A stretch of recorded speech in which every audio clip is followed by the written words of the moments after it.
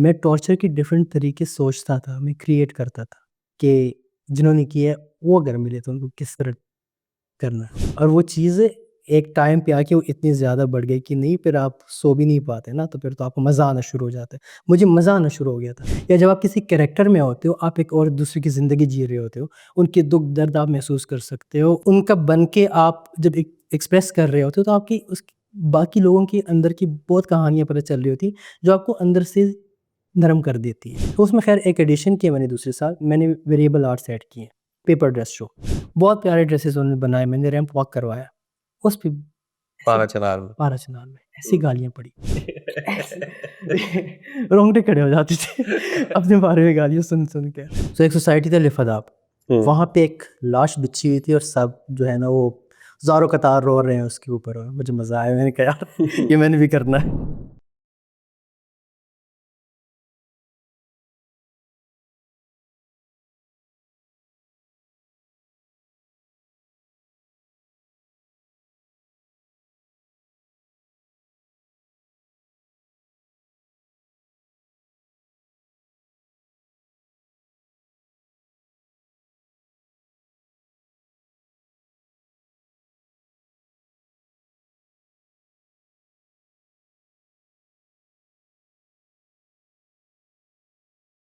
शायद ये आर्किटेक्चर से आर्ट डायरेक्शन में कैसे आए? खूबसूरत कहानी है। हाँ? हाँ। अच्छा, जो ये एक्टिंग का जो कीड़ा होता है, ये हाँ। आपको पता है कुछ कीड़े ना बचपन से इंसान के अंदर होते हैं। हाँ। ड्राइंग हो गया, ये एक्टिंग, इस तरह की चीज़ें। सो एनसीए का दूसरा दिन था और सोसाइटीज़ हो रही थी बाहर स्कल्पचर कोर्टयार्ड में। सो एक सोसाइटी था लिफादाब, वहाँ पे एक लाश बिछी हुई थी और सब जो है ना वो ज़ारों कतार रो रहे हैं उसके ऊपर। और मुझे मज़ा आया, मैंने कहा यार ये मैंने भी करना है। अच्छा। तो मैंने पूछा कि ये क्या हो रहा है, तो उन्होंने कहा कि ड्रामेटिक सोसाइटी, यहाँ पे सोसाइटीज़ होती हैं इस तरह। सो डायरेक्टर से मिला तो उन्होंने कहा कि आओगे तो फिर जाओगे नहीं। तो मैंने कहा ठीक है, नहीं जाऊँगा। बड़ा रगड़ा खाया अलिफ़ुज़ाब में, लेकिन साथ साथ एक्सप्लोर करता गया कि थिएटर। हालांकि ऑनेस्टली जब मैं एनसी आया था मुझे ये इतना नहीं पता था कि ड्रामेटिक्स की स्टडीज़ होती हैं, प्रॉपर थिएटर कोई प्रॉपर चीज़ होती है, या फिल्म इन टीवी एक डिपार्टमेंट है, जो मुझे एनसी में आके पता चला। सो वो अलिफ़ में एक्सप्लोर करता करता परफॉर्म कर रहा था। फिर जब डायरेक्टर चेंज हो गया, फिर सेट डिज़ाइन एक सीखा कि सेट डिज़ाइन भी कोई चीज़ होती है, पूरा एक स्पेस क्रिएट किया जाता है। सो जो पहला सेट डिज़ाइन हो रहा था उसके मटेरियल अनारकली से भाग के लेके आ रहे होते थे, हुज़ैफ़ा हमारा डायरेक्टर था। तो बहुत मुख्तलिफ़ चीज़ें देखी उस सेट के ऊपर, मतलब कि पूरा एक केव का इंटीरियर था। तो वो मेरे लिए बहुत ज़्यादा फ़ैसिनेटिंग था कि मतलब अच्छा ये चीज़ क्रिएट हो सकती है, या इसको अगर हम इस एंगल से देखें तो अच्छा ठीक है, ये कागज़ नहीं है, ये एक केव लग सकता है, या ये मटेरियल इसको इस तरह यूज़ कर सकते हैं। सो जैसे ही दूसरा तीसरा साल था तो वो चीज़ें खुद करना शुरू किया, कारपेंटर के साथ लग जाता था, कीलें ठोकता था, फ्रेम्स बना लेता था। तो करते करते जब तीसरा चौथा साल था तो हाथ साफ हो गया एक तरह से, कॉलेज लेवल तक मार्केट का भी पता चल गया, कौन सी चीज़ कहाँ से सस्ती मिलती है, कौन सी चीज़ का अल्टरनेटिव क्या है, किस चीज़ का जुगाड़ कैसे लगना है। सो फोर्थ ईयर फिफ्थ ईयर तक जो मेरे सीनियर थे जब वो ग्रेजुएट हुए, बाहर काम करने शुरू हो गए, तो वो मुझे रिकमेंड करते थे कि ठीक है, अगर सेट डिज़ाइन करना है, सेट बनवाना है या प्रोडक्शन का काम करवाना है तो इनसे करवा लो। तो वो 2-3 प्रोजेक्ट्स एलजीएस के और बीकन हाउस के स्कूल प्लेस थे वो किए, हाशिम के साथ, हाँ, हाशिम के साथ किए। सो फिर एक वीडियो थी, म्यूज़िक वीडियो नूरी की, नूरी बैंड, बेगम गुल बकौली सरफरोश, एक एल्बम उनका आया था एकता बादशाह, उसकी म्यूज़िक वीडियो थी।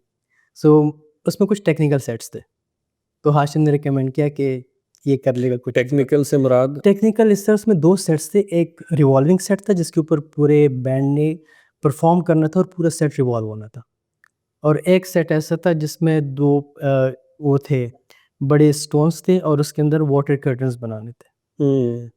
तो वो जब मेरी पहली मीटिंग हुई मैंने कहा ठीक है, मैं देखता हूँ कि किस तरह बनते हैं। हॉस्टल यहाँ पे आया, इंजीनियरिंग आ गई ना अभी इंजीनियरिंग आ गई, हाँ। हम्म। तो हॉस्टल आए, वही जो एक्सपीरियंस था आर्किटेक्चर का, प्रोटोटाइप मॉडल बनाए, एक्सपेरिमेंट्स किए, ठीक है, अच्छा वाटर कर्टन, आधी रात तक कुछ अचीव कर लिया कि अच्छा ठीक है, पॉसिबिलिटी है कि वाटर अगर पानी को इस लेवल पे कॉन्टीन्यूसली थो के जाए तो वाटर कर्टन क्रिएट हो सकता है। रिवॉल्विंग सेट एक चैलेंज था।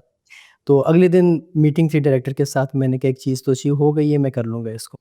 मैं क्या, रिवॉल्विंग सेट का जो है वो अभी वर्किंग चल रही है। खैर करते वो भी एक जुगाड़ निकाला। बाहर स्टूडियो में एक पुरानी मोटर पड़ी हुई थी, मैंने उसके ऊपर लगाई लसानी की प्लेट और उसके नीचे स्ट्रक्चर दे दिया। तो वो मशीन शायद पावरफुल थी, पुरानी मशीन कोई पड़ी हुई थी, या उसके ऊपर लोगों को चढ़ाया और वो घूमना शुरू हो गया। वो घूमना शुरू हो गया। घूमना शुरू हो गया। उसके अलावा भी आर्ट डायरेक्शन की चीज़ें थी। खैर वो जब कर लिया वो प्रोजेक्ट, और उसके बाद जब क्रेडिट्स आए तो उसमें मेरा नाम आर्ट डायरेक्टर के साथ लिखा हुआ था। हम्म, मैंने कहा आर्ट डायरेक्टर क्या है? हम्म, मैं तो प्रोडक्शन के लिए गया था, सेट डिज़ाइन का मुझे इतना ही पता था। हम्म, तो उसके बाद थोड़ा-सा फिर गूगल करना शुरू हो गया कि अच्छा आर्ट डायरेक्टर क्या होता है, सेट डिज़ाइनर क्या होता है, फिर बाकी चीज़ें खुलती गई, प्रोडक्शन डिज़ाइनर आ गया, सेट ड्रेसर, प्रॉप इंचार्ज, पता नहीं काफ़ी चीज़ें डिपार्टमेंट्स खुलते गए सामने। हम्म, तो मूवीज़ की क्रेडिट्स फिर पढ़ना शुरू हो गया, जैसे मूवीज़ में आर्ट डायरेक्टर कौन था, फिर उसकी हिस्ट्री पढ़ना शुरू हो गया। तो वो इंटरेस्ट आहिस्ता-आहिस्ता बिल्ड होता गया। सो जब मेरा थीसिस ईयर चल रहा था तो वो उस टाइम पे मोर महल एक प्रोजेक्ट था, जियो का, आपको याद होगा, शर्मा डायरेक्ट कर रहे थे। तो मोर महल में मेरा साल फ्रीज़ हो गया आर्किटेक्चर का, तो मुझे पता चला कि अच्छा उनको असिस्टेंट आर्ट डायरेक्टर चाहिए। तो मैं गया शर्मा से मीटिंग करने, इंटरव्यू हुआ, शर्मा को काम बेहतर, वही एक ही प्रोजेक्ट किया था और कुछ थिएटर के प्रोजेक्ट्स थे, लेकिन शर्मा को लगा कि अच्छा ठीक है, ये कर लेगा, कुछ ना कुछ कर लेगा। तो पूरे साल का जो प्रोजेक्ट था वो पूरा मास्टर के बराबर था। लाइक उसमें मल्टीपल सेट्स थे, हर प्रॉप जो था क्योंकि पीरियड प्ले था, तो एक-एक प्रॉप वो था, कस्टमाइज़ था सारा।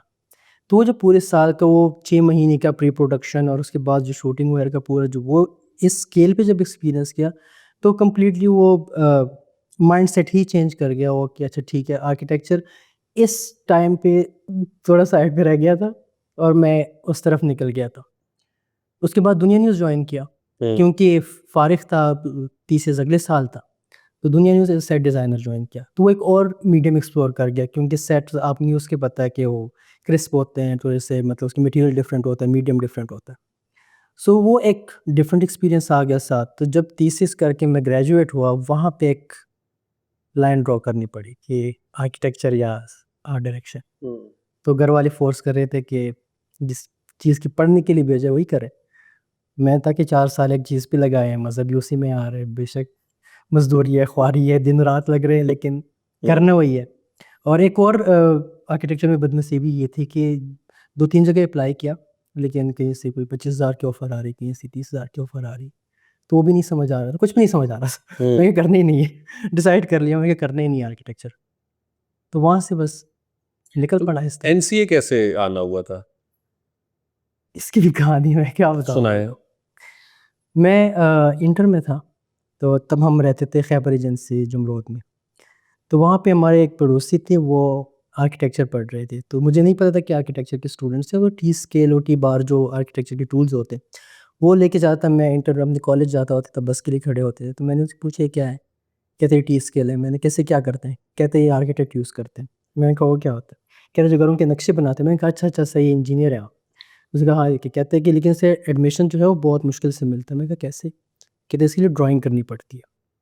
तो मैंने कहा ड्राइंग मैं कर सकता हूँ। तो ऐसे ना ईंटों का ढेर पड़ा हुआ था, कहते ये बना लोगे? मैंने कहा बना लूँगा। कहते एक दीवार बना लोगे? मैंने कहा मैं बना लूँगा, और मैं बना सकता था क्योंकि मैं ड्राइंग करता होता। तो उसने कहा तुम्हारा एडमिशन तो हो जाएगा।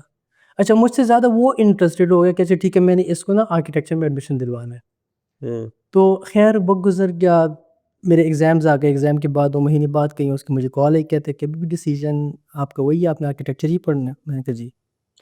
तो उसके मुँह से पता नहीं क्यों निकला कि यार आर्किटेक्चर एनसी में भी होता है, लेकिन वहाँ नहीं जाना। ख़ैर मैंने बात उस तरफ गौर नहीं किया, मैंने कहा ठीक है। अब बात करते-करते कॉल कट गई। एनसी का नाम दिमाग में बैठ गया। मैंने रूम में आया, मैं तब भाई के साथ रहता था हॉस्टल में। तो मैंने पूछा ये एनसी कैसी जगह है? तो भाई के दोस्त बैठ गए थे, ओए तुम्हें एनसी का नहीं पता? मैंने कहा नहीं मुझे नहीं पता। कहते मैं दिखाता हूँ। अच्छा, उन्हें एनसी गूगल करके दिखाया, ठीक है। तो एनसी के कुछ वीडियोज़ और ये सोसाइटीज़ तब भी उसी में आई थी, और इसके अलावा गूगल पे बाकी चीज़ें भी देखी, लेकिन बहुत बड़ा इंस्टीट्यूट है, आर्ट इंस्टीट्यूट है। तो खैर वो इंटरेस्ट, मैंने कहा अब तो मैंने इधर ही जाना है, कसम खा ली है। भले मुझे कुछ नहीं पता था, फिर भी कि एनसीए में और क्या-क्या होता है, या इतना बड़ा इंस्टीट्यूट है, लेकिन जितना भाई के दोस्त ने बताया कि आपने इधर ही जाना है, अगर इधर आप चले गए तो आपकी तो ज़िंदगी बदल जाएगी। मैंने भी कसम खा ली कि ठीक है मैंने इधर ही जाना। उसके बाद आर्किटेक्चर के बारे में गूगल करना शुरू कर दिया तब से। आर्किटेक्चर वो प्रोफाइल्स निकाल रहा हूँ, डिफरेंट चीज़ें निकाल रहा हूँ। खैर फिर फॉर्म्स आए, फॉर्म सबमिट कराए, उसके बाद इंटरव्यू हुआ, सिलेक्शन हो गई, फिर एनसीआर की फिर एक और बाप खुल गई। क्या करना। तो उसने सही कहा था कि एनसीए फिर आपकी जिंदगी बदल देता है।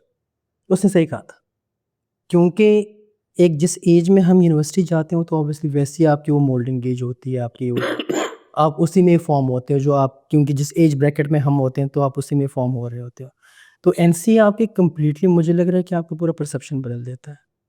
मतलब जिस तरीके से हम पढ़ के आ रहे होते हैं। ये सवाल मैंने ये किया कि जब मेरा पहला दिन था मैंने एक सीनियर से पूछा, मैंने कहा यार ये कोर्स कहाँ से मिलता है आर्किटेक्चर का। तो मुझे कहता है कि यार आप कॉलेज आ जाओ तो आपको सारी चीज़ें यहीं से मिल जाएंगी। तो वो चीज़ चेंज हुई कि अच्छा ठीक है हमने सिर्फ वो किताबों की लाइन पे लाइन वो नहीं पढ़ना होता और हमने सिर्फ एक डायरेक्शन में नहीं जाना, एक ये चीज़। लेकिन जब पढ़ना शुरू हो गया मतलब मैं स्टूडेंट आर्किटेक्चर का था लेकिन उसके साथ जो एनसीए का जो ओवरऑल कल्चर है वो भी इसी तरीके का, आप इतना मिल जुल के रहते हो, आप काम भी इतना साथ करते हो सीनियर्स के साथ, वो अटैचमेंट वो सारी चीज़ें प्रोजेक्ट साथ करना, ये नहीं देखना कि काम कौन सा है डिपार्टमेंट कौन सा है मीडियम कौन सा है, लेकिन आप करते जाते हो। तो उस चक्कर में अगर एनसीए के 8-9 डिपार्टमेंट्स हैं तो 3 से 4 साल तक तकरीबन मैं अपने आर्किटेक्चर के साथ हर सीनियर के साथ मैं डिफरेंट डिपार्टमेंट में थीसिस कर चुका था। तो मेरी थीसिस फिल्म में भी था। आपकी थीसिस फिल्म में भी था एग्जैक्टली। हाँ फिल्म इंटरव्यू का तीसरा प्रोजेक्ट था मेरा आपका।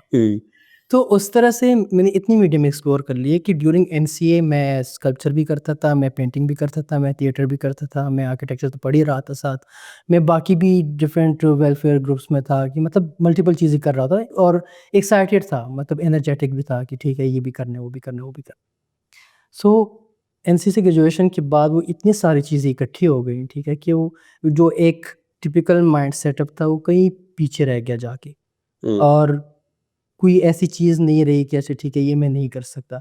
मुझे सीनियर ने एक बात बताई थी कि उसने बात प्रोजेक्ट के हवाले से बताई थी कि जब आपके पास कोई प्रोजेक्ट आता है आपने ना नहीं करना होता। करना ये होता है कि आपने प्रोजेक्ट लेना है, आपने टीम हायर करनी है और उसके बाद वो प्रोजेक्ट आपने डिलीवर करना है अपनी सुपरविजन में। तो वो फ़ॉर्मूला मैंने हर चीज़ पे अप्लाई किया फिर। जैसे ठीक है ना नहीं करना। लेकिन वो ना जो था वो किसी जगह पे जो प्रोफ़ेशनल लाइफ़ में है वो बहुत बुरे में भी पड़ गया क्योंकि वो ना की आदतें ख़त्म हो गई थी। तो लोगों ने गलत फ़ायदा भी बड़ा उठाया।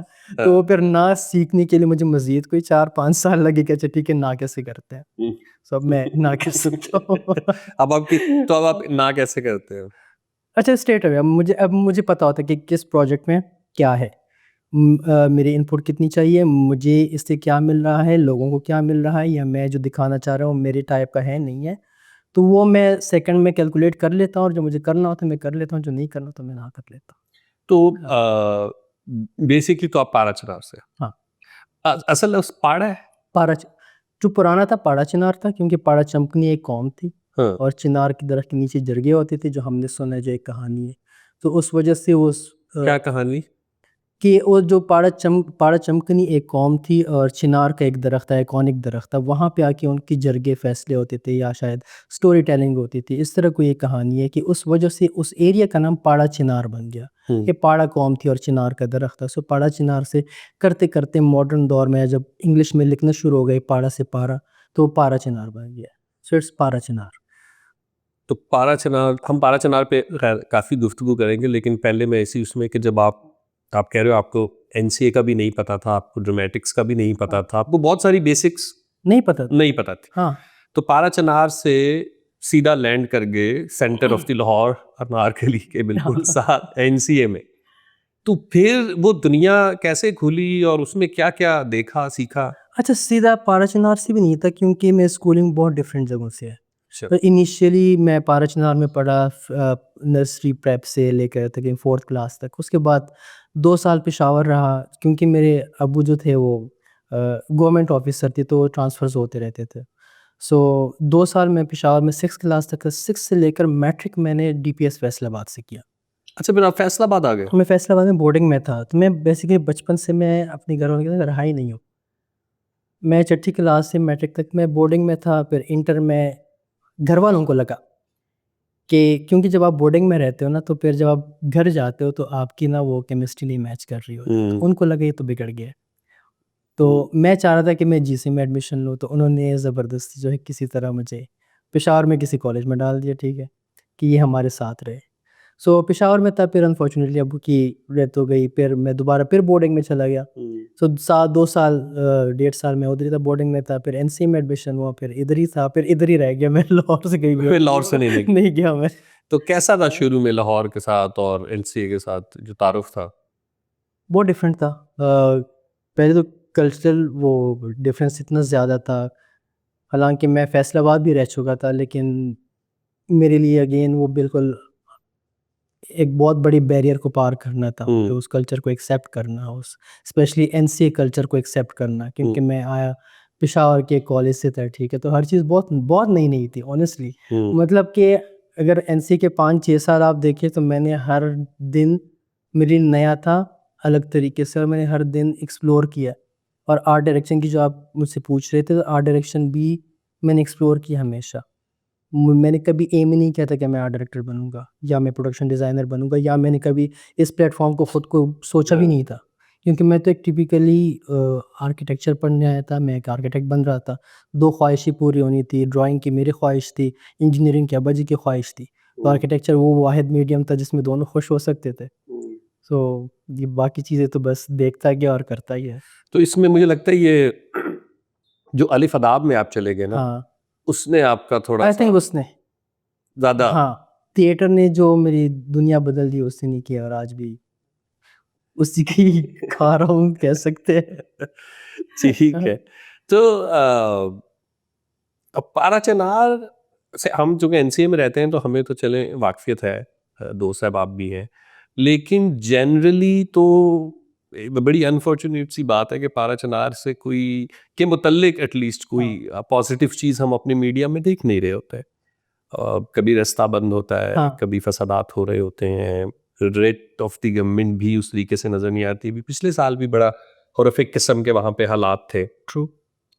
तो कैसी है जन, हम में से तो बहुत से लोग तो पाराचनार के मुतल्लिक हमारा शायद नॉलेज बिलो जीरो हो। ऐसा ही है, क्योंकि जितना बताया जाता है और जितना लोगों को पता है, अगर अभी भी आप गूगल करेंगे तो आपको अनफॉर्चुनेटली सरकटी लाशें नज़र आएंगी, ठीक है। सो लोगों को इतना ही पता है।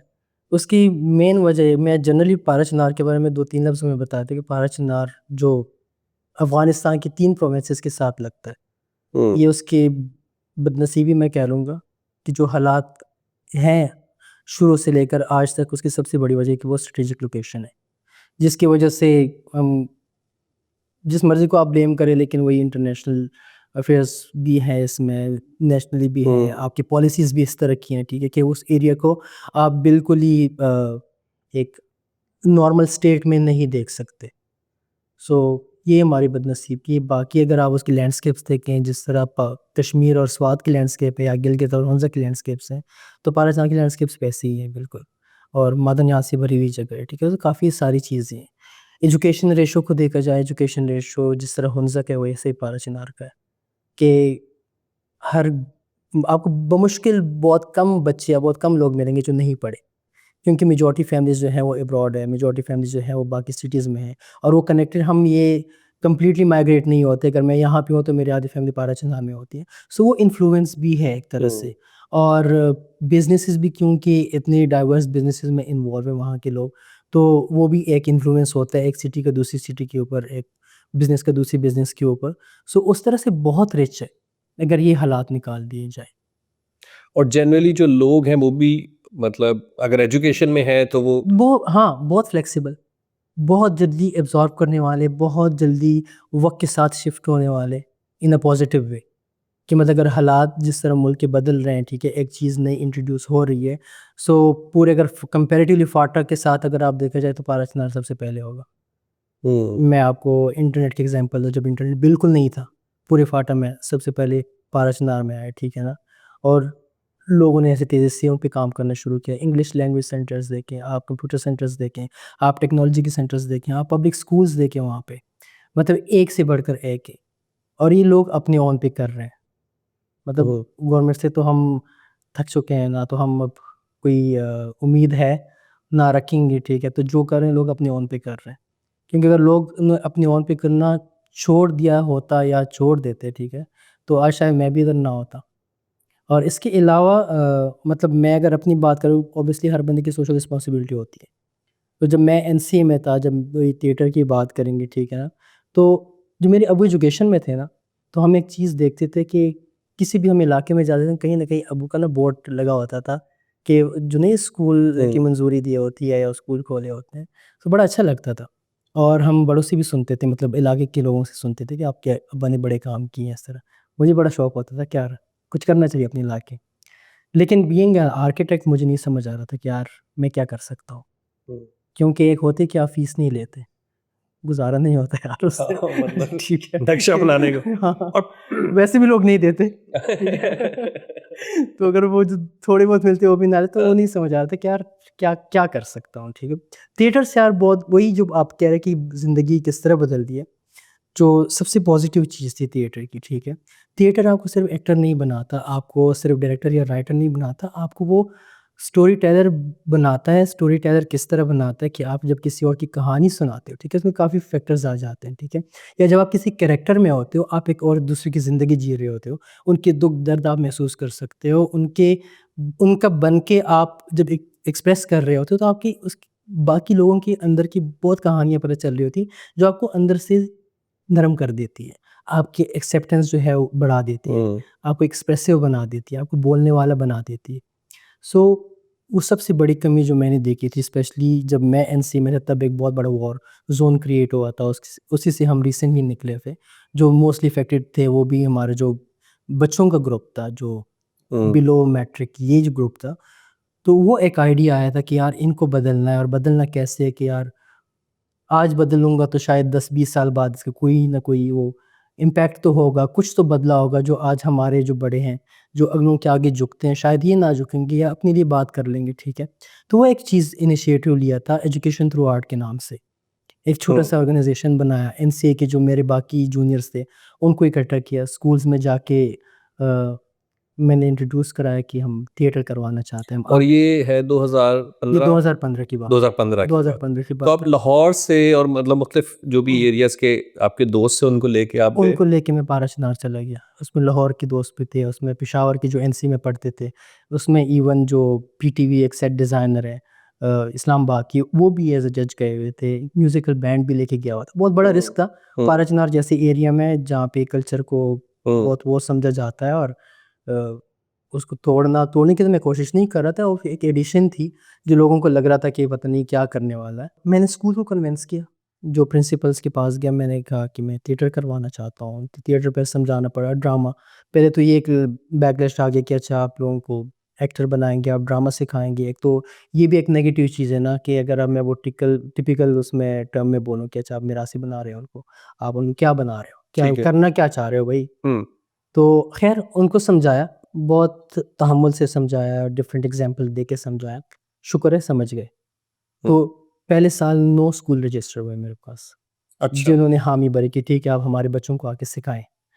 और 2 से डेढ़ महीना हमने वर्कशॉप्स दी हैं स्कूल्स में जा के, जिस तरह हमारी सोसाइटी से सेम पैटर्न पे।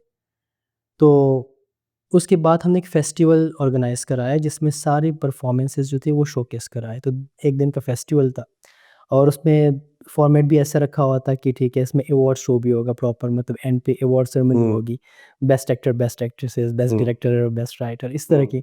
सो बड़ा इंटरेस्टिंग था। मतलब मैं एक्सपेक्ट कर रहा था कि 200-300 लोग आएंगे, लेकिन जब हॉल में जगह नहीं थी, 600 लोग आए हुए थे। और हम्म। हमें एनसी की आदत कि ठीक है 8 बजे का टाइम देंगे, लोग 10 बजे तक आ जाएंगे, 12 बजे शुरू करेंगे, लेकिन नहीं, 8 बजे हॉल भरा हुआ था। हम परेशान कि भाई हम रेडी नहीं है, लोग वेट कर रहे हैं। सो ये रिस्पॉन्स था पहले साल।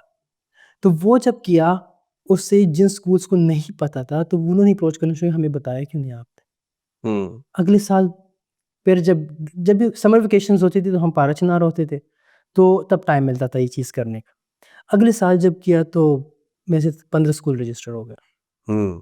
और बहुत पॉजिटिव इम्पैक्ट था उसका। और ये आप कोई अपने ज़ाती फ़ायदे के लिए या उस तरह? मैं अपने कज़नों से, भाइयों से, इधर-उधर से पैसे इकट्ठे करके मैं करवाता था, अपने दोस्त इकट्ठे होके। और ये जो जा रहे थे ये भी आपके साथ एज़ ए सपोर्ट में? एज़ अ सपोर्ट में सारी, मतलब क्योंकि लोग छुट्टियों पे जाते थे इधर नारंग तगान, और हम यही कर रहे हो दिन रात। मतलब सुबह घर से निकलते थे, रात को घर वापस आते थे। हमने छुट्टियाँ घर भी नहीं गुजारी, ये 3 साल जो हमने कराया है। हम्म। लेकिन उसका ये था कि जो दूसरे साल जो ये इम्पैक्ट देखा तो हौसले और बढ़ गए, और हमेशा यही बोलता था, प्लान ये था, उनको भी यही बताता था कि यार इन बच्चों को मैंने इंटरनेशनल प्लेटफॉर्म पे लेके जाना है, जो अनफॉर्चुनेटली वो वहाँ तक नहीं पहुँच सका, लेकिन अगर हालात ठीक हुए करूँगा इंशाल्लाह।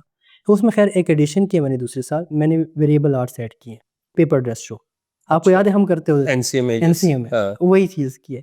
उनको वर्कशॉप्स कराएं कि कचरे से डिफरेंट रियूजेबल मटेरियल को इकट्ठा करके उससे ड्रेसेस बनाए।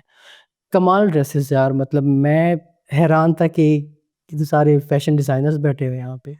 मैं किसी दिन शेयर करूँगा आपको, शायद देखा भी होगा आपने। बहुत प्यारे ड्रेसेस उन्होंने बनाए, मैंने रैंप वॉक करवाया। उस पे पाराचनार में पाराचनार में ऐसी गालियाँ पड़ी, रोंगटे खड़े हो जाते थे अपने बारे में गालियाँ सुन के।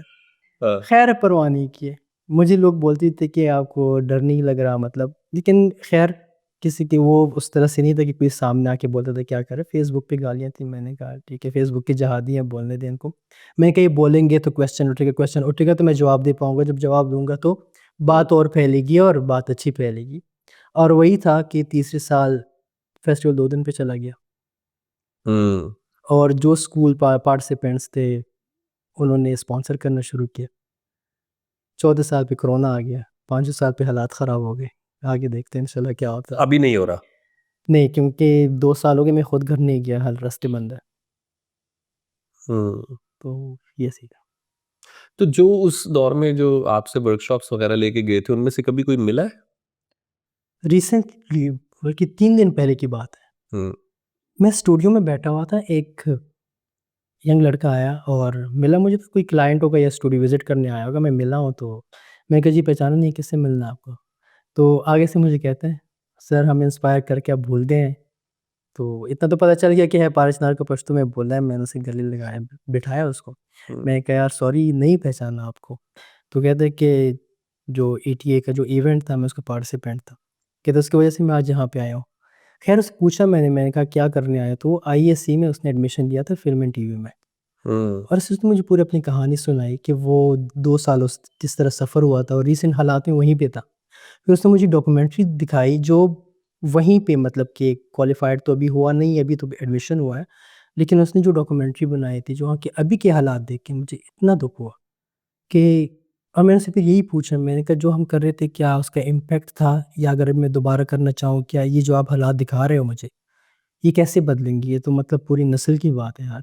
जिस तरह से वो लोग सफ़र हुए हैं, और जो बच्चों के हाथ में जो खिलौना गन आ गए हैं, और जो बात बता रहे हैं इसमें से एक बच्चे की मुझे कहानी सुना रहा था, डॉक्यूमेंट्री में ये था, अंधा हो गया था मिसाइल से, और वो बच्चा खुद बोल रहा है कि मैं शुक्र करता हूँ मैं अंधों के मैं हालात नहीं देख रहा। मैंने कहा 10 साल का बच्चा नहीं बोलते यूजुअली ऐसा, उसको कलर्स चाहिए, उसको ज़िंदगी चाहिए, लेकिन वो ऐसा क्यों बोल रहा है? और ये बात कोई सिखाई नहीं है किसी ने, ये बात उसने देख के महसूस किया, और वो इतना मैच्योर क्यों बोल रहे हैं 10 साल के बच्चे को ये बातें। मुझे वैसे ही घुटन होती है यार, बच्चा बच्चा ही अच्छा लगता है। उन्होंने बच्चों को इतना मैच्योर कर दिया यार, वो बचपन ही छिन गया उसे, तो समझ नहीं आई कि मतलब, तो वो मुझे यही बात कर रहा था कि अगर आप वो ना करते मैं ना आता यहाँ पे, कि सिर्फ मैं नहीं आया, आज इनसे के फाटक के 11 सीट में से 9-10 आपके पारजनार के बच्चे होते। तो अल्लाह का शुक्र है, ये बहुत उसका बुरे थे इम्पैक्ट तो पड़ा है ना। डेफिनेटली पड़ा है। मुझे ये भी महसूस होता है कि कोई भी एक शख्स अगर किसी इलाके से निकल के जाता है और वापस अपने इलाके में आके कुछ काम करता है, उसका सबसे बड़ा फ़ायदा तो ये ना कि पर्टिकुलरली पाराचनार हाँ, जैसे इलाके, कि उनकी कहानी अगर वही लोग सुनाएं बाहर आके, तो मेरे ख्याल से वही सबसे ज़्यादा बेहतर है। हाँ, लेकिन वो कहानी भी तो वो तब सुना पाएंगे ना जब वो कहीं किसी सिस्टम के साथ, किसी सर्कल के साथ कनेक्ट हो रहे हो, एग्ज़ैक्टली। उनको एक्सपोजर मिल रहा होगा, उनको ये हाँ, सारी चीज़ों की समझ आ रही होगी ट्रू। कि हम अपना मुद्दा, अदर देन जो हुँ, पॉलिटिकल प्रोपागेंडा कह लें, न्यूज़ बिल्कुल, कह लें, बिल्कुल। हालात हाज़िरा कह लें, जो भी कह लें, हुँ, उसके अलावा भी तो हमारी कहानी है ना। हाँ, पाराचनार में फ़ोक दास्तानें भी हैं, पाराचनार में म्यूज़िक भी है, पाराचनार में लोग मोहब्बत भी करते होंगे, बिल्कुल, ये सारी चीज़ें बिल्कुल होंगी ना। ऐसे ही तो है। वो सब हाँ, चीज़ें कहीं बाहर कैसे आएँगी जब वहाँ से लोग निकल के आएँगे हाँ, और आर्ट को, इस चीज़ को एक्सप्लोर एग्ज़ैक्टली। करेंगे। तो आई थिंक मुझे आपने जो 3 साल हाँ 3 साल जो प्रोजेक्ट किया, अगर वो अभी तक कंटिन्यूटी उसमें होती तो शायद बहुत फर्क पड़ गया। बहुत फ़र्क पड़ता, मतलब जिस प्लान के साथ मैं लेके चल रहा था कि वो सारे परफॉर्मर्स को मैंने इन प्लेटफॉर्म से परफॉर्म कराना था, वही कहानियाँ यहाँ के लोग सुनते और ये कहानी फिर बाहर जाती, तो डेफिनेटली फ़र्क पड़ना था लोगों को। शायद आज आप ये ना बोल रहे थे कि यार हमें नहीं पता बारह चिनार के बारे में, या इन लोगों को नहीं पता। आपको शायद वो जिस चेहरे की आप बात कर रहे हैं, जिस फेस की आप बात कर रहे हैं, शायद वो सबको पता चल चुकी होती। हम्म, अभी तो लोगों को सिर्फ इतना पता है कि वहाँ के हालात ख़राब हैं, हालात कैसे ख़राब है, क्या है, वो भी किसी को नहीं पता। बैकग्राउंड स्टोरीज़ भी किसी को नहीं पता, या उन हालात के अंदर वही जो आप बात कर रहे हैं कि वहाँ पे लोग मोहब्बत भी करते होंगे, फैमिलीज़ भी होती होंगी, एसोसिएशंस भी हैं, ठीक है? जो लोग 3-3 साल से नहीं जा रहे, उनके आधे घर वाले या चाहने वाले वहाँ पे हैं, ये लोग यहाँ पे हैं। तो वो हम्म, कहानी भी तो किसी को नहीं पता, ना कोई रिलेट कर पाता है। अल्लाह ना करे कोई और रिलेट कर पाए उससे। हम्म। हाँ, लेकिन ये हाँ, वाली बात है, हर कोई मूव आउट भी नहीं कर सकता। अब नहीं कर सकता। तो वो या जो वहां रह गए हैं और जो अब यहाँ है हाँ, और दरमियान में अगर राब्ता ही नहीं, एक ही मुल्क में रहते हुए जी। आपने कहा आप 2 साल से नहीं जा पा रहे। हाँ, क्योंकि एक ही रास्ता जाता है जो बंद है, दूसरा रास्ता अफ़गानिस्तान से। अच्छा, हाँ, ये बड़ी एक इंटरेस्टिंग चीज, अब मैं बहुत साल पहले जब मैं पढ़ रहा था, तो जब बस पारा चनार जाया करती थी, तो वो थोड़ी देर के लिए अफगानिस्तान में एंटर होती थी और फिर वापस पाकिस्तान में एंटर होती थी। नहीं, हाँ। जब हालात ख़राब थे, जब पाकिस्तान मसला ये है कि एक ही रूट जाता है, जो कि कनेक्ट करता है पेशावर, जो पेशावर टल रोड है। जब वो ब्लॉक किया जाता है या वहाँ पे अगर आपको ख़तरा होता है, आप वो नहीं यूज़ कर पाते, तो दूसरा रास्ता हमारे पास था कि जो बॉर्डर एरिया है, वहाँ से अफ़गानिस्तान जाके, जलालाबाद से तोरखम बॉर्डर पे जाके खैबर एजेंसी से पेशावर हमें आना पड़ता था। और तो ये ये विदाउट वीजा और ये वो हाँ, बिल्कुल। हाँ, उधर तो ख़ैर पता ही नहीं चलता कि अफ़गानिस्तान या पाकिस्तानी करेंसी भी आपकी चलती है, ज़ुबान भी आपकी चलती है, तो कोई फ़र्क नहीं है। लेकिन अभी तो बॉर्डर लगा इंटरेस्टिंग, दिया ना उन्होंने। अभी तो बॉर्डर लगा अभी दिया। सख्त लगा अभी दिया। तो उधर भी नहीं जा सकते ना। अभी वो रास्ता है, वो ऑप्शन भी नहीं पहले तो वो थे ना अमेरिकन्स वहाँ पे थे, अब है। तो तालिबान आ गए हैं, तो ऐसे ही जान के प्यारे हैं। तो ठीक है। अच्छा, एक चीज जो मुझे मतलब ये उसी कहानी से ही मैं उसको जोड़ता हूँ कि हम फर्स्ट ईयर में थे जब आपने पहली बार, आई थिंक मैंने एक किसी पपिटियर्स की या किसी सोसाइटी के लिए मैंने वॉइस ओवर किया था। बिल्कुल, तो आपने मेरी आवाज़ सुनी और आपने फिर मुझे कहा कि मेरी भी एक डॉक्यूमेंट्री है, बिल्कुल, हाँ। आप उसके ऊपर वॉइस ओवर कर दें। तो वो एक एनसीए का एक वो सुस्ती का और उस तरीके का था, तो वो काफ़ी देर मामला ड्रैग होता रहा, होता एग्ज़ैक्टली। रहा, होता रहा। मैं आपको कहता अच्छा कल करेंगे, अगले हफ्ते करेंगे। बिल्कुल, लेकिन उसकी भी एक बड़ी रीज़न ये थी कि मुझे एक्चुअली में आपकी कहानी ही नहीं पता थी। और जब मेरे पास एक्चुअल जब हम बैठे हाँ, रिकॉर्डिंग करने के लिए और जब मैंने स्क्रिप्ट पढ़ा, तो आपकी तो अपनी फैमिली बेसिकली टेररिज्म से बिल्कुल, अफेक्टेड है, हाँ। Your father. और एंड देन वो पूरा एक सिनेरियो कम से कम मेरे लिए तो चेंज हो गया जब मैं वो पढ़ रहा था। और मेरे लिए बड़ा वो था कि मैं एनसीए में आया हुआ हूँ and it's our first year, most people are enjoying और हैविंग फन और एक्सप्लोरिंग, बट एक बंदा है जो अपने वाले साहब को ट्रिब्यूट करना चाहता है हाँ, मेंटली। आप बिल्कुल, और वही वाली बात है ना कि आप बिल्कुल, किस मेंटल स्टेट में है। एक आप ही के मुल्क का एक एक और आप जैसा आप मुझसे खैर छोटे भी हैं, एक शख्स आया हुआ है, लेकिन उसकी जिंदगी की कहानी तो बिल्कुल ऐसे ही। डिफरेंट चल रही है। So despite of the fact कि आप खुद आपकी फैमिली टेररिज्म से अफेक्टेड थी, यू स्टिल परसूड के नहीं मैंने काम करना है इलाके में जाके। बिल्कुल। ये आई थिंक काफी आई थिंक ये एनसीए में आके ही मुझे एक चीज़ समझ आई कि यार नेगेटिविटी और पॉजिटिव में बहुत बारीक लाइन है। आपकी उतनी ही एनर्जी लगती है अगर आप नेगेटिव सोचते हो, आपकी उतनी एनर्जी लगती है आप एक काम के बारे में पॉजिटिव सोचते हो, आप जितना एफर्ट करते हो उसको अच्छा बनाने में। तो सिर्फ ये है कि सोच का फ़र्क है कि अच्छा ठीक है आपने चूज़ क्या करना है। जब बिल्कुल शुरू में आया था या जब मेरा इंटर का दौर था, ये सारा जब ये वाक़या हुआ था, मैं बहुत ज़्यादा वो नहीं आप ब्रूटल हो जाते हो, जिस तरह मूवीज़ में हम टॉर्चर के डिफरेंट तरीके देखते हैं ना, मैं टॉर्चर के डिफरेंट तरीके सोचता था, मैं क्रिएट करता था कि जिन्होंने किया है, वो अगर मिले तो उनको किस तरह करना है। हम्म। और वो चीज़ें एक टाइम पे आके वो इतनी ज़्यादा बढ़ गई कि नहीं फिर आप सो भी नहीं पाते ना, तो फिर तो आपको मज़ा आना शुरू हो जाता है। मुझे मज़ा आना शुरू हो गया था, वो टॉर्चर क्रिएट करने का। और जब एक पॉइंट पे आके फिर मुझे लगा कि यार ये ठीक नहीं हो रहा है। उस वक्त जो रिवेंज की वो जो रिवेंज की वो चीज़ थी, हाँ, कि ये ठीक नहीं हो रहा, क्योंकि जब आप इस चीज़ में अगर आपको मज़ा आना शुरू, मुझे लगा कि ये मैं प्रैक्टिकली ना करना शुरू कर दूँ। और ऑब्वियसली वो आपके जिस तरह आपको दोस्त मिलते हैं, तो ये खुशकिस्मती थी मेरी कि मुझे जिस तरह के दोस्त मिले, और जिस तरह हमारी वो थी गैदरिंग थी, सराउंडिंग्स थे, तो उन बातों ने काफ़ी चेंज किया, हेल्प किए इस चीज़ से निकलने में। और ये नहीं कि वो मेरे चेहरे पे नज़र आता था, और ऐसा नहीं था, कभी आपको शायद लगा भी नहीं होगा, हम्म ठीक है? हम्म और वो जितना स्मूथली शिफ्ट हुआ, और उसके बाद जो सुकून मिला, जो पॉजिटिविटी का जो एक वो सुकून था, वो जो हम्म एक इम्पैक्ट होता है आपकी बॉडी के ऊपर, आपकी मेंटल हेल्थ के ऊपर, पर्सनैलिटी के ऊपर, वो तो हर चीज़ ही अलग है। सो वो आई एक, थिंक वो जो रिवेंज की ये फॉर्म भी ज्यादा बेहतर है ना, कि जिस सोसाइटी को हाँ, तुम खराब करने आए थे, मैं बेसिकली उस सोसाइटी को बचा रहा हूँ। बचा रहा हूँ, कोई और तो ऐसा ना बने ना।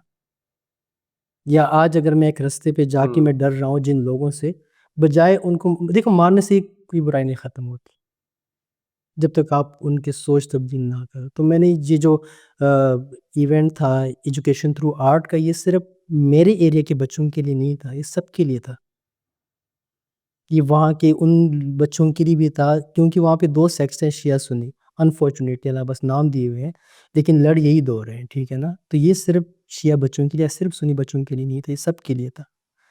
क्योंकि जिस जगह से अगर मुझे खौफ है कि यहाँ से गोली आ सके, यहाँ से इनका बच्चा या इनका बड़ा मुझे मारने का सोच सकता है, तो वो सोच बदल लो, नहीं मारेगा आपको। बट आई थिंक ये जो आपने बात बताई, right, coming from your own personal experience, कि अगर एक 13-14 साल के लड़के को एक दिन अचानक पता चलता है कि उसके वालिद साहब को, जो कि एजुकेशनलिस्ट है, हाँ, जिनका कोई उस तरीके से ताल्लुक भी दूर-दूर नहीं से, है, हाँ। और उनको बड़ा ब्रूटली मर्डर किया हुँ, जाता है, तो वो उसके पास फिर क्या ऑप्शन है सोचने की? हाँ, वो रिवेंज की तरफ ही most probably, most probably tribal environment के हुँ, अंदर रहते हुए वो यही यही सोचेगा ना। सोचेगा। और जो एज ग्रुप है यार, वो तो वैसे ही आपको डर नहीं लगता, आपको मैट्रिक, इंटर में आपको किसी से डर, सबसे बड़ा मौत से डर नहीं लगता। ये मेरा पर्सनल एक्सपीरियंस है। उस एज में आपको किसी चीज़ से डर नहीं लगता, ना टीचर से, ना बड़ों से, ना किसी खतरे से, ना ये वेपन से। आप बहुत बंदे को लगता है पता नहीं मैं क्या क्या चीज़ हूँ मैं। हम्म तो उस टाइम पे अगर आपके दिमाग में ये चीज़ें चल रही हैं, तो वो खतरनाक भी हो सकती हैं, अगर उसको मोल्ड करें तो बहुत अच्छी भी हो सकती है। और आई थिंक अभी अगर हम सोसाइटी में देखें, तो क्या यही प्रॉब्लम नहीं है बेसिकली, कि चले यही वहां है। पे लॉस तो हो रहा है, हाँ, अब अगर उसको फ्यूचर में बचाना है, तो उसका वाहिद तरीका तो आई थिंक फिर यही है ना, जो हाँ, आपने किया था, बिल्कुल, कि लोगों को बजाय इसके कि वो रिवेंज की तरफ जाएं, वो सोसाइटी बदलने का सोचें। ऐसे ही है। क्योंकि मैं वही बोल रहा हूँ कि मारने से या सख्ती करने से ना वो चीज़ ख़त्म हो जाएगी, बल्कि वो मज़ीद बढ़ जाएगी, जब तक उसकी सोच नहीं बदलोगी। टाइम लगेगा, लेकिन इम्पॉसिबल चीज़ नहीं है, हो जाएगा। अगर एक बंदा अपने ऊपर काम करके क्या बस वही सोच की तब्दीली है सिर्फ़, हो सकता है तो दूसरों को एक बात करके भी आपकी सोच बदल सकता है।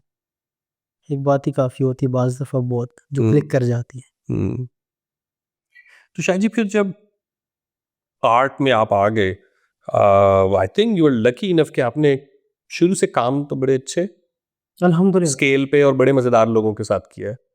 मतलब जो मैंने करियर का स्टार्ट बताया, म्यूज़िक वीडियो, फिर सरमद, जिंदगी तमाशा में भी हम इकट्ठे थे, बिल्कुल। है ना? ज़िंदगी तमाशा में इकट्ठे थे हम। जिंदगी काफ़ी काफ़ी प्रोजेक्ट्स हमने साथ किए हैं, हाँ आपकी थीसिस के अलावा भी। हाँ, मोर महल की मैंने पोस्ट प्रोडक्शन की थी, आपने उसका आर्ट किया था। एग्ज़ैक्टली, हाँ, हाँ, किसी हद तक वो भी साथ थे हम। और जिंदगी तमाशा में भी आप आर्ट डायरेक्टर थे। मिलकर प्रोडक्शन, डिज़ाइन, आर्ट हाँ, डायरेक्शन दोनों थी। उसके अलावा म्यूजिक वीडियोस, म्यूज़िक वीडियो हमने जन्नत की किया था, जन्नत वाओ! भी की थी, यस। बिकॉज़ वो इंटरनेशनली रिलीज़ हुई थी।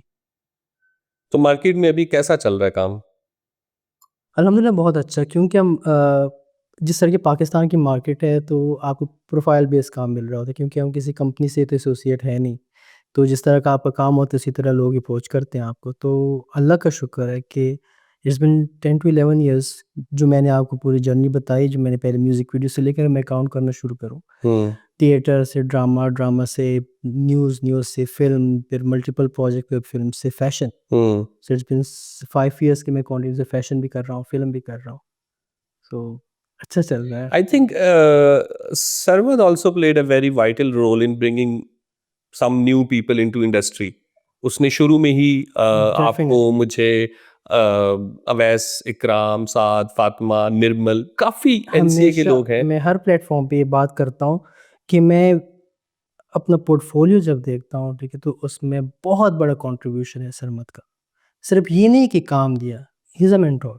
हम्म, आप सरमत के साथ वैसे ही बैठ जाओ तो आप बात ना भी करो, किसी और से बात करें तो आप हज़ार चीज़ सीख लेते हो। No doubt. और जिस तरह से सरमद हमें लेके आया, काम सिखाया, काम किया। काम हमेशा ऐसे नहीं सिखाया जाता कि आपको बिठा के कोई लेक्चर दे रहा हो। काम करके देख-देख के एक-एक चीज़, मतलब आज जो मैं अगर एक चीज़ को देख के परख सकता हूँ, या जो माइनर डिटेल्स मुझे तंग कर रही होती कि ये करने ये सारी सरमद के साथ वही वो उसने वो कीड़ा जगाया कि तुम्हें तंग क्यों नहीं कर रही। और हाँ, छोटी वो छोटी। बिल्कुल, एक चीज़ को एज करना, एक चीज़ को लाइफ़, एक स्टिल चीज़ को हाँ, लाइफ़ देना, कैरेक्टर देना, हाँ। ये सरमद से सीखा है। And I think he is very good with counselling also, क्योंकि मैं भी हाँ। 2015-16 के टाइम्स में जब सरमद के पास बैठा होता और अक्सर हमारी कॉन्वर्सेशन हो रही होती, तो मैं कोई आर्टिस्टिक गुफ्तगू कर रहा होता था, वो मुझे साथ साथ बता रहा होता था कि हाँ, तूने थोड़े पैसे भी कमाने हैं ना जिंदगी में। अगर तू नहीं कमाएगा, हाँ, तेरा किचन नहीं चल पा रहा होगा, तो तू आर्ट भी नहीं कर पा रहा होगा। So he was very good with, बिल्कुल। डिस्पाइट द फैक्ट कि उसका स्ट्रेचर बड़ा था, लेकिन वो बड़ा आपके साथ आपके लेवल पे आके। लेवल पे आके आपको चीज़ें बता रहा होता था। इवन ज़िंदगी तमाशा के बाद ज़िंदगी तमाशा प्रोजेक्ट बहुत अच्छा था। मैं काफ़ी चीज़ें सीखी हैं, आप भी पार्ट थे उसका। लेकिन वो स्ट्रेस लेवल इतना ज़्यादा था मेरे लिए, क्योंकि मेरे पास टीम नहीं थी। I was the only art director, even assistant तक नहीं था, ठीक है। लेबर थोड़ी टीम थोड़ी थी। लो बजट फिल्म की, और वो हमारे थोड़ी मसाइल थे। इंतहाल, हाँ, हाँ, मतलब वो क्योंकि सरमद जेब से स्पेंड कर रहा था, मेरे जेब से जा रहे हैं पैसे, तो एक-एक चीज़ हाँ, खुश हुई सरमद को बताता है, या यहाँ से मैंने अरेंज की, फलाँ से कर लिया, ठीक है। लेकिन वो 22 दिन की शूटिंग और वो प्री प्रोडक्शन सारा भाग-दौड़ बाइक पे, तो उसके बाद ना एक तरह से तौबा कर ली थी मैंने, पता है। मैं उसके बाद सरमद के पास बैठा, मैंने कहा ये मेरी चीज़ है ही नहीं, मैंने करनी नहीं है आर्ट डायरेक्शन, ये पॉइंट आया था। हम्म, सरमद ने मुझे डाँटा कि ना सुनो कि तुम काम नहीं कर रहे। मीडियम डिफ, अगर आपको नहीं लग रहा कि आप फ़िल्म सूट करती है आपको, आप फ़ैशन में जाएँ, आप टीवीसी में जाएँ, आप डिफरेंट मीडियम ट्राई कर लें। लेकिन ये मैं ना सुनूँ कि आप काम छोड़ दिया, आपने काम नहीं कर रहे। हम्म, ख़ैर काफ़ी लंबी वही काउंसलिंग वाली बात हम्म। कि तो फिर ये जो फैशन शूट्स, तो फिर आप एंजॉय करते होंगे ना, चलिए। हाँ, कंपैरेटिवली ईज़ी मीडियम है फ़िल्म से। लिबर्टी ज़्यादा है, से होती है आपकी, पैसे। आप डायरेक्ट कर रहे होते हो, पैसा अच्छा है, शॉर्ट टाइम है, हाँ। सो मज़ेदार है। अच्छा है। तो जब आप फैशन शूट्स पे होते हैं या म्यूजिक वीडियो के शूट्स पे हाँ। होते हैं, अ, कभी ऐसे नहीं फील हुआ? मुझे, मैं इसलिए पूछूं कि हुँ। मुझे अक्सर ऐसे फील होता था कि मैं लाहौर में कोई बड़ी एक्टिविटी देख रहा होता था, बड़ी अच्छी, जिसमें हुँ, यूथ हुँ। एंजॉय भी कर रही है, रौनक लगी हुई है, तो अचानक से ना मुझे कोयटा याद आ जाता था कि यार ये सब कुछ वहां पे क्यों नहीं है। ये। ये शूट्स तो छोड़ें, ये दोस्त भी मेरे साथ थे, मैं एक डांस शो का सेट लगा रहा था, ये ओपन थिएटर बाग़ जनाब में। सो मेरे सेट से मुझे कहा कि 2 घंटे आप बाद आएँगे क्योंकि यहाँ पे पेंटिंग कॉम्पिटिशन हो रही है। मैं वहाँ पे गया, सर्दियों की धूप थी, बेशुमार लोग बैठे थे, बच्चे, बूढ़े सब। पंजाब गवर्नमेंट ने ऑर्गेनाइज़ कराया तो कॉम्पिटिशन, अल्लाह की कसम ना, वो देख के नहीं कि मुझे वो हुआ कि यार ये क्यों हो रहा है? मुझे ये था उधर क्यों नहीं हो रहा? क्योंकि हम्म, वो हालात थे जो हमारे वहाँ पे प्रॉपर, मतलब कि गोलियाँ चल रही थी। पारचनार के वो हालात थे कि सख्त तरीन लड़ाई थी। दुःख होता है यार, कभी रश्क आता है, कभी दुःख होता है कि हम्म, इधर है, उधर क्यों नहीं है? सेम इंसान है, एक ही तरह के लोग रहते हैं। जितनी ये प्रोडक्टिव है, उतनी वो भी प्रोडक्टिव है। हम्म। कोई कमी नहीं है, ये कंट्रीब्यूशन की कोई कमी नहीं है, हर तरह से। ये चीज़ होती है, बार-बार किसी एक प्रोजेक्ट में नहीं, बार-बार होती है। हाँ, क्योंकि ये मुझे भी अक्सर ना फील फील हाँ, ये होता था बहुत कि बहुत होता क्योंकि आप है। कहते हैं यार ये बड़ी अच्छी, ये अगेन वही वाली बात है कि आप भी बस देखते हो, आपका दिल करता है, जिससे आपको प्यार होता है, हाँ, आपका दिल करता है कि यार वो भी ये चीज एग्ज़ैक्टली, एक्सपीरियंस करे ना। तो अपने शहर को याद करना तो एक बहुत हाँ, ही एक नेचुरल सी चीज है। ज़ाहिर-सी बात है।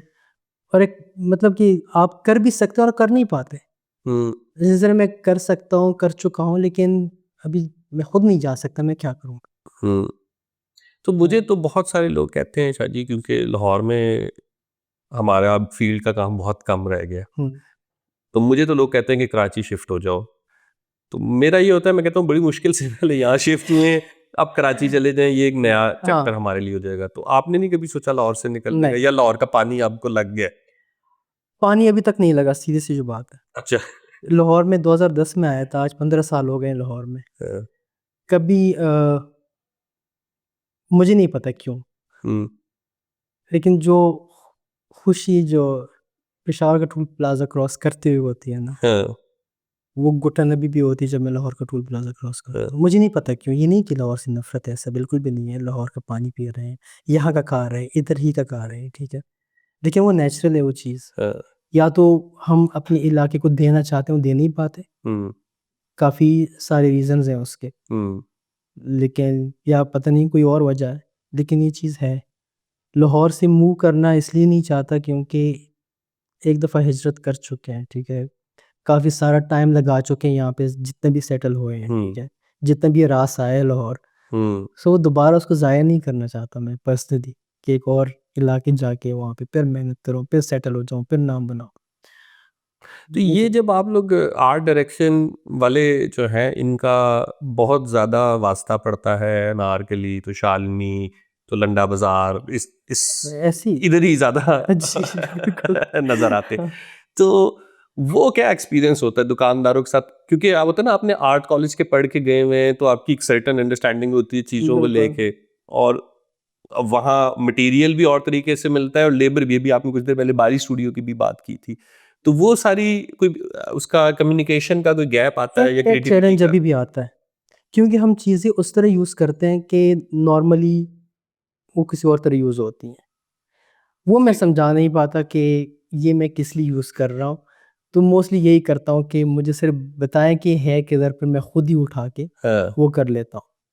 ये एक अभी भी ये बैरियर आ रहा है। बाकी कोना-कोना पता है कहाँ से कौन-सी चीज़ मिलती है। अव्वल तो कि प्लानिंग होती है, जब एक चीज़ सामने आ जाती है तो उसकी 3-4 अल्टरनेटिव सोचे होते हैं, ये मटीरियल मिलेगा, इससे तो बन जाएगा, इससे ना हो तो क्या होगा, इससे ना हो तो क्या होगा। तो सोच के साथ मार्केट में निकलता हूँ, मोस्टली चीज़ अभी मैं खुद निकलता हूँ। हम्म, काफ़ी चीज़ें मैं परचेज़र पे नहीं छोड़ सकता, बहुत जेनेरिक चीज़ें होती हैं जो मैं परचेज़र को बोलता हूँ कि ये लेके आएँ। अभी भी फैब्रिक मैं खुद सेलेक्ट करता हूँ, अभी भी कलर टोन मैं खुद बनाता हूँ पेंटर्स के लिए। काफ़ी चीज़ें होती हैं, मैं खुद मार्केट निकलता हूँ, जो मैंने 3-4 चीज़ें जोड़ के हम्म। बनानी होती हैं। या मुझे कुछ नहीं पता होता, मुझे इतना पता होता है कि मैं कु 3 चीज़ें देखूँगा तो मुझे समझ आ जाएगी कि अच्छा, इनसे कुछ ना कुछ बन जाएगा। अभी रिसेंटली मैं एक लैंप बना रहा था, तो उसका जो स्ट्रक्चर था वो नीचे कोई पीतल का बहुत ही अजीब किस्म का स्ट्रक्चर था, हम्म, और ऊपर से ग्लास था, तो वो तो मुझे पता था कहीं से नहीं मिल सकता। ना हम्म, तो नया मिलेगा ना पुराना मिलेगा, तो वही लंडे पे निकला। एक ग्लास का वॉज लिया कि स्टेशन वाले लंडे से मिला, ढूँढता-ढूँढता मैं रंग महल चला गया। रंग महल में किसी दुकान पे एक प्लेट नुमा एक चीज़ पड़ी हुई थी, वो उठाई। अब वो उनको ना समझ आया, कहते क्या करना है आपको? मैंने कहा बस वैसे ही चाहिए मुझे, तो उसको उल्टा करके रखा, ग्लास उसके ऊपर रखा, फिर एक और रिंग उठाई वो उसके अंदर रखी, तो बिल्कुल वही चीज़ बन गई जो मुझे चाहिए थी। तो ऐसे ही एक्सपेरिमेंट्स करता हूँ। हाँ, हाँ, कि बाज़ दफ़ा मुझे खुद नहीं पता होता कि ये चीज़ बनेगी कैसे। मार्केट निकलता हूँ तो चीज़ें वो समझ आ जाती है। ये रिसेंटली उसमें माया प्रोजेक्ट हम कर रहे थे, शायद आप नहीं थे उसमें, नीदरलैंड का जो प्रोजेक्ट था। तो उसमें एक स्टिक बनानी थी जिसमें स्टिक के अंदर ही वो था जो पाइप, पीने वाला पाइप जो होता है, हम्म। वो कैरेक्टर की डिमांड ये थी कि जिस धुएं वाला। धुएँ वाला, हाँ, जो हम्म, उसकी स्टिक होती है उसी के अंदर ही उसी का ही पार्ट होगा, जो एक शाख़ ऐसे निकली होगी, जो पाइप होगा और वो फंक्शनल होगा। तो वो मैंने एक 2-3 दिन कोई दरख्त नहीं छोड़ा जो मैं देखता था दरख्त में कौन सी शाख़ ऐसी होगी जिसको मैं देख हम्म, के वो चीज़ बना सकता हम्म, हूँ।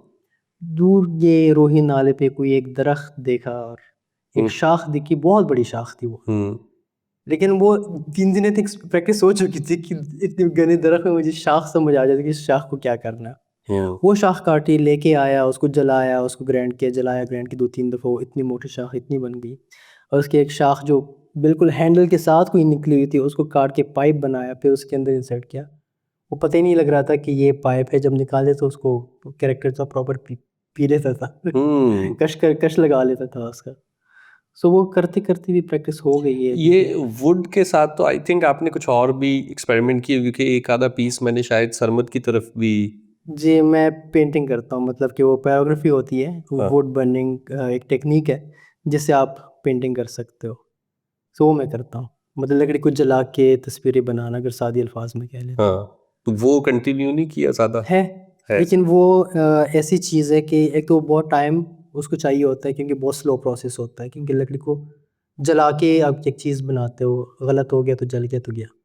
सो बहुत वो पेशेंस वाला काम है, और वो मैं तब करता हूँ जब मेरा दिल करता है। जिस तरह सरमद के पास जो ज़िंदगी तमाशा के पोस्टर का एक पीस जो आपने देखा है, वो भी कोई महज 6-7 महीने में बना है। उसको मैंने तब किया जब मेरा दिल किया। जब मेरा दिल किया मैंने आधा घंटे भी किया, वरना मैंने 8-9 घंटे भी कंटिन्यूअसली नॉन स्टॉप काम किया, और मैंने महीना हाथ भी नहीं लगाया। शादी, हमारे साथ नौशीन मौजूद है। मैं चाहूँगा कि आप अपने बारे में भी बताएँ और अपने बिज़नेस के बारे में भी बताएँ। मेरा नाम नौशी शाहिद है और मैंने होम इकोनॉमिक्स से मास्टर्स किया हुआ है। इस बस बेकिंग का शौक वैसे ही यानी कि कॉलेज के ज़माने से ही शुरू हो गया था। बस आहिस्ता-आहिस्ता जो है ना, ये भी मैंने काम शुरू किया। पहले बच्चों के लिए बेकिंग करती, फिर फैमिली के लिए, यानी जैसे बेकिंग दिल करता है कभी आज बेक कर दो, ये कर मैं बच्चे आज ये शौक से खा लेंगे, आज उनकी डाइट इस लिहाज से पूरी हो जाएगी। तो बस इस तरह करते करते जो है ना, मैंने बेकिंग शुरू कर दी, और जिसका नाम मैंने नोश बेक गुड्स रखा। Nosh bake goods. Nosh bake goods. Naushin से ओके। नौश। हाँ। तो बस फिर मेरे हस्बैंड ने वो मुझे बहुत अप्रिशिएट किया कि ये तो तुम इतनी अच्छी चीज़ बनाई हो, तो ब्रांड शुरू कर दो। तो मैंने अपने आप को थोड़ा-सा वो करने के लिए कि मैं अच्छे ग्रोन अप हो जाऊँ, या कि चीज़ें मेरी अच्छी लोगों को लगे, मैंने ईसम से कोई बेकिंग का कोर्स किया, अच्छा। और उससे फिर मैं बहुत ज़्यादा मुझे कॉन्फिडेंस आ गया। फिर इसके साथ-साथ ही मैंने WRC में भी एक कोर्स जॉइन कर लिया। उसी के दौरान ही सर्कल वाले थे, मैं आगे मुझे मैंने एक कोर्स ले किया। अच्छा। तो वो हो गया ना, फिर ऐसे मेरी जर्नी जो है ना वो शुरू होती गई, और आहिस्ता-आहिस्ता जो है ना मैं वो होती रही। फिर मैंने सोचा कि सोसाइटी में आजकल हेल्थ की बहुत वो है, ये हेल्थ कॉन्शियस बहुत हैं, क्योंकि हेल्दी चीज़ खाने को होता है, साफ़-सुथरी चीज़ खाने का जो है ना बहुत लोगों को जो है ना आजकल शोर आता है। तो मैंने कहा चले मैं अपनी जो बनाना ब्रेड है होल व्हीट पे बनाऊँ, हनी डाल के बनाऊँ, शुगर ना डालूँ, और जैसे ये चिकन ब्रेड है वो भी मैंने होल व्हीट का बनाने शुरू हुई, जिसमें मैं चिकन भी डालती हूँ और वेजी। आजकल वेजीज और चिकन का भी बहुत हो रहा है, वेजीज चीज़ें बच्चे खाना और बड़े लोग खाना पसंद करते हैं। तो बस ये मेरा जो है कि मैं कैसे, मैंने कहा खुद तो मैं बिजनेस करूँ जो भी है, लेकिन सोसाइटी को भी इसका जो है ना बहुत फ़ायदा होना चाहिए मेरे से। तो अभी बिज़नेस करते हुए कितने साल हो गए? मुझे तो 7-8 महीने 7-8 महीने हुए अभी रिसेंट। इससे पहले बस घर में और फैमिली के लिए बना रहे थे? बच्चों के लिए, फैमिली के लिए, और बच्चे माशाल्लाह मेरे बड़े हो गए अब तो, यानी कि अपना यहाँ पर अपने काम कर रहे हैं, पढ़ लिए उन्होंने, जॉब्स कर रहे हैं, तो मेरे पास तो टाइम ही टाइम है, तक के टाइम ही टाइम है। तो वो जो है फिर मैंने तब वैसे हस्बैंड मेरे हेल्प के रह गए थे कि रुक सारा दिन इतने शौक से चीज़ बनाती है तो क्यों ना कुछ कर दो। तो उनकी गाइडेंस कि ये कर दो, ऐसे लोगो बनाओ। फिर मेरे बच्चे बहुत बड़े अप्रिशिएट करते हैं।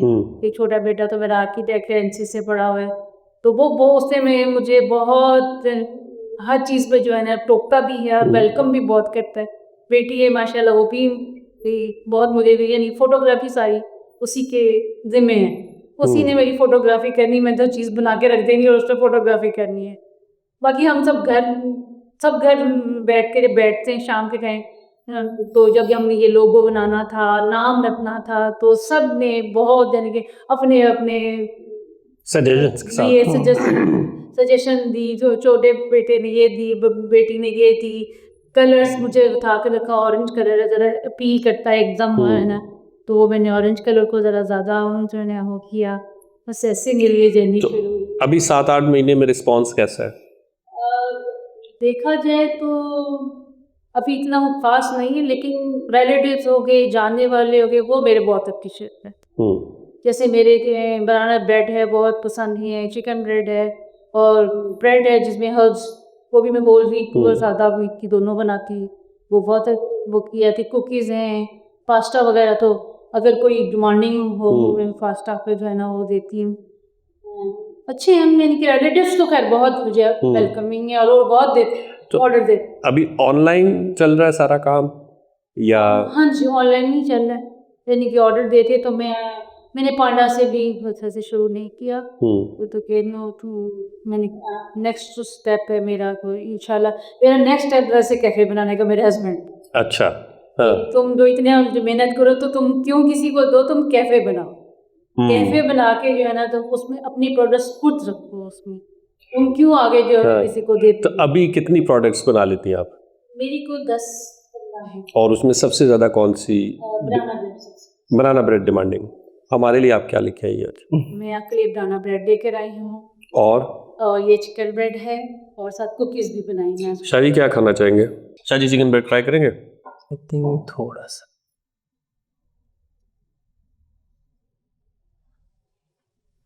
मेरा थोड़ा सा ज़्यादा स्पाइस का दिल कर रहा था, लेकिन बनाना ब्रेड उनकी सबसे ज़्यादा बिकती तो मुझे लगता है वो भी खानी चाहिए। नाइस।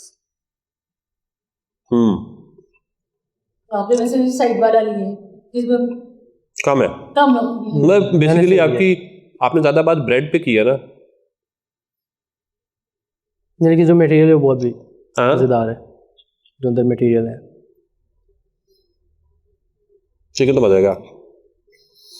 तो आपने अब आगे कैफे बनाना है, इसका नाम सोचा हुआ है? नोशबेक फ्रूट्स। नोशबेक। हाँ जैसे कि मैंने रजिस्टर कराया तो जो है ना बाकी जो है काम यानी कि फर्दर अगर ऐसे अपॉर्चुनिटी मिलती है तो इंशाल्लाह। कीमत के हिसाब से कैसा है? अगर प्राइस देखें तो मेरी प्राइस बहुत हो, जैसे कि आप बनाना ब्रेड एक कैफे में खाने जाएं तो आपको पता है वो कितने की होती है, एक पीस बहुत मजे की 3x3 का। नोशीन बहुत डिलिशियस और बहुत मज़ेदार। मेरे हिसाब से तो ये तो सेट पे ही खाया जाएगा। अहमद कस्टमर बन क्यों आए? अहमद के लिए कुछ लाएंगे आप? हाँ जी मैं भी कह रही हूँ बनाना ब्रेड भी कर। Thank you so much. Ahmed आपके लिए शाजी बनाना ब्रेड है और हमारे को तारिक अजीज साहब कहते थे मैं आपके साथ जाएगी। नहीं वो आप लेके जा सकते हैं, बाकी हम खा जाएंगे। नौशीन बहुत शुक्रिया, बहुत खुशी हुई आपके काम के बारे में सुन के और चीज़ें भी आपकी टेस्टी हैं and we wish you all the best कि आपका बिजनेस भी ग्रो करे और आप बहुत जल्द कैफ़े खोलें और फिर उसमें हमें डिस्काउंट भी दें। बहुत शुक्रिया, थैंक यू। Thank you. आपके बारे में ये इमेज भी है कि आप थोड़े शाय इंसान हैं, शर्मीले से हैं, तो ये प्रॉब्लम नहीं होती लाहौर में काम करते हुए? क्योंकि वो तो कहते हैं थोड़ा सा आपको कम्युनिकेशन में बड़ा वो होना चाहिए। एक पॉइंट तक शायद था, लेकिन नहीं है, मतलब शायद मैं उस तरह से नहीं है कि मैं किसी से बात नहीं कर सकता या मैं 1000 दफ़ा सोचता हूँ बात करते हुए, मैं थोड़ा रिजर्व रहता हूँ, मैं बहुत जल्दी खुलता नहीं हूँ किसी से अनलेस अगला बंदा आपसे उस तरह से बात ना करे। मतलब मैं हर महफिल में हर बात ऐसे नहीं करता, मतलब मैं किसी नई जगह पे जाके मैं इतना जल्दी घुल मिल नहीं जाता। वो थोड़ा सा हाँ मिजाज की बात है ना। हाँ हाँ, तो वो नेचुरल है, मतलब मैं ऐसे ही हूँ, मैंने ना उसको चेंज करने की भी कोशिश की है ना मैं करता हूँ। मैं जहाँ पे कंफर्टेबल होता हूँ, जहाँ पे बात करना चाहता हूँ कर लेता हूँ, जहाँ पे नहीं करना चाहता नहीं करता। तो फैमिली को आप साथ ले आएंगे? हाँ फैमिली को साथ लेके आया हूँ लाहौर में? लाहौर में। और बच्चे अब लाहौर में पल रहे हैं? हाँ लाइक 2016 में लेके आया था। 2016 में? हाँ तो उनका क्या है? वो बहुत बीच में है अभी, हाँ। क्योंकि ज़्यादातर वक्त यहीं पे गुजरा है उनका। जिस तरह बता रहा हूँ कि हालात की वजह से हम ज़्यादा देर जा भी नहीं पाते, लेकिन आधी फैमिली उधर है।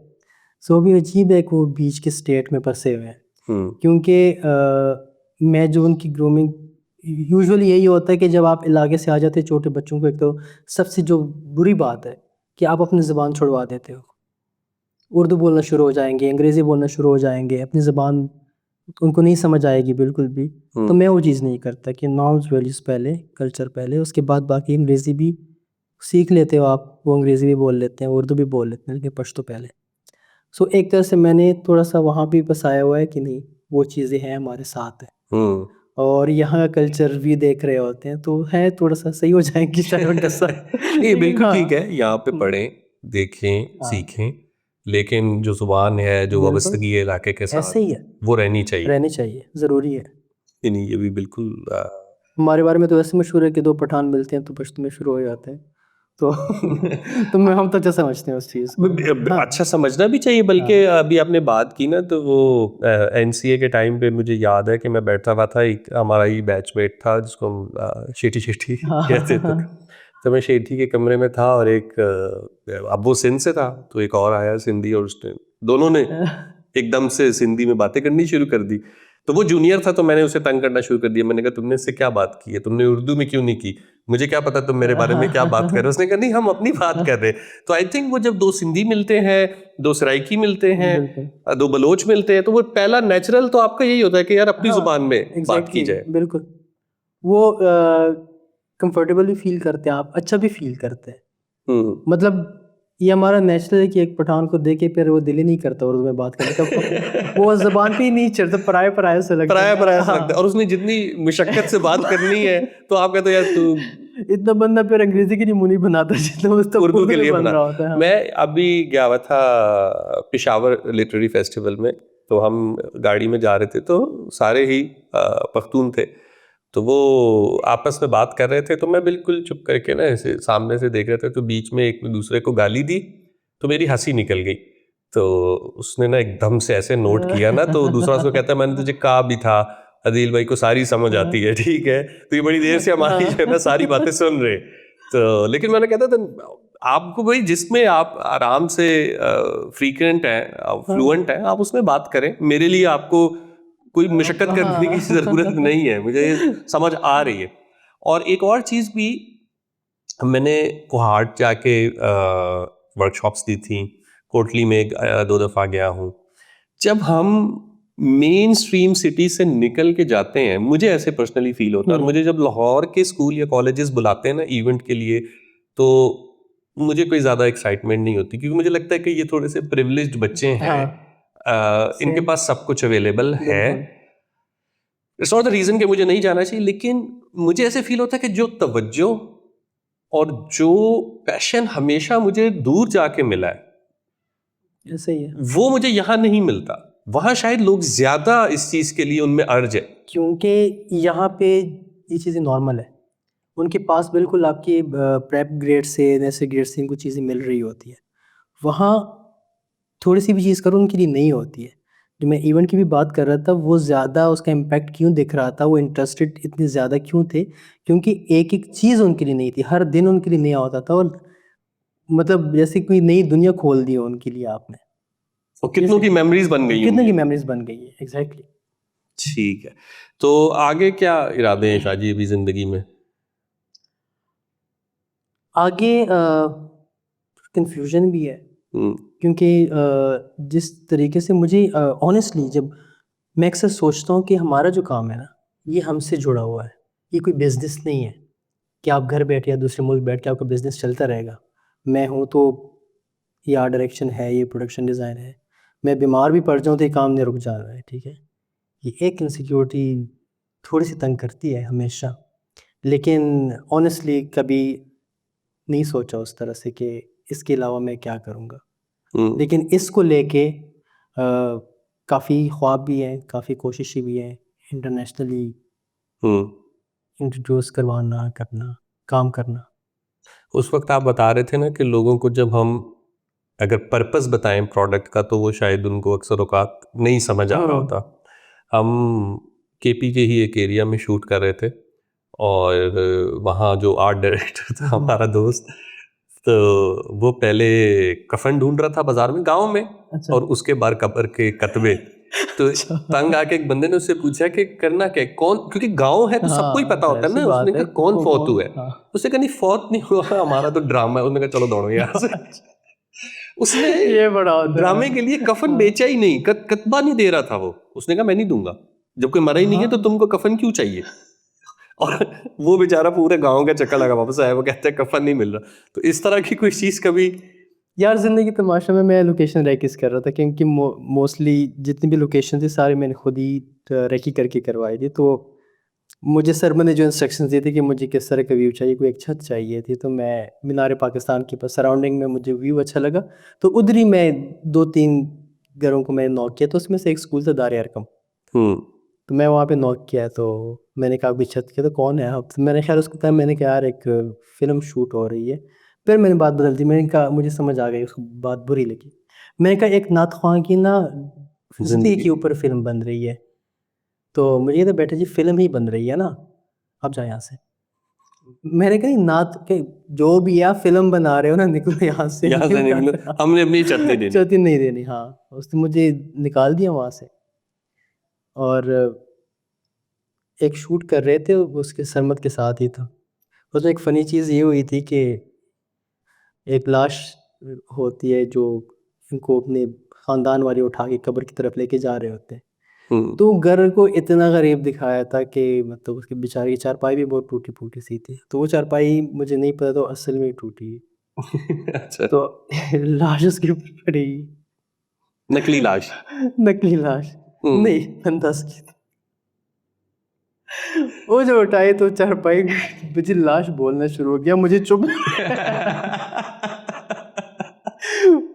अब मैं खुद, क्योंकि बाज़ दफ़ा यही होता है कि हम टीम मेंबर भी वो कर लेते हैं, एक्ट कर लेते हैं। एक्ट कर लेते हैं। तो मैंने जो टूटी जगह थी मैंने खुद पकड़ी थी, मैंने कहा थोड़ा संभल के, थोड़ा संभल के, थोड़ा सा रह गया, थोड़ा सा रह गया। तो आगे शाहजी प्रोडक्शन डिज़ाइन है और इसी को लेके चल रहा है। आर्ट डायरेक्शन इंशाल्लाह, तो क्योंकि पोटेंशियल है अभी। अभी तो पाकिस्तान में पूरी तरह एक्सप्लोर नहीं हुआ, क्योंकि उस तरह स्केल की फिल्म ही नहीं आई कि हम बोले कि हम ये भी कर सकते हैं। बहुत चीज़ें रहती हैं, हमें कुछ किया ही नहीं है अभी तक, ऑनेस्टली। मैं तो पर्सनली चाहूँगा इस अपॉर्चुनिटी का फ़ायदा उठाते हुए कि जो भी इस वक्त केपी में अथॉरिटीज़ हैं, जो केपी के इदारे हैं, like we are really proud to have you here in Lahore, लेकिन आई वुड विश कि आप केपी जाएं और केपी में जाके जितना काम कर सकते हैं।